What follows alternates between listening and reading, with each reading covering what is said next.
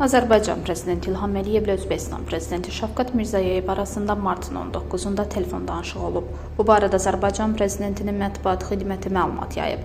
Şəfqət Mirzəyev dövlət başçısını və qardaş Azərbaycan xalqını qarşıdan gələn müqəddəs Ramazan və Novruz bayramları münasibəti ilə təbrik edib, xalqımıza ən xoş arzularını çatdırıb. Prezident İlham Əliyev təbriklərə görə təşəkkürünü bildirərək öz növbəsində Şəfqət Mirzəyev və qardaş Özbək xalqını bayramlar münasibəti ilə təbrik edib. Prezident İlham Əliyev təbriklərə görə təşəkkürünü bildirərək öz növbəsində Şəfqət Mirzəyev və qardaş Özbək xalqını bayramlar münasibəti ilə təbrik edib.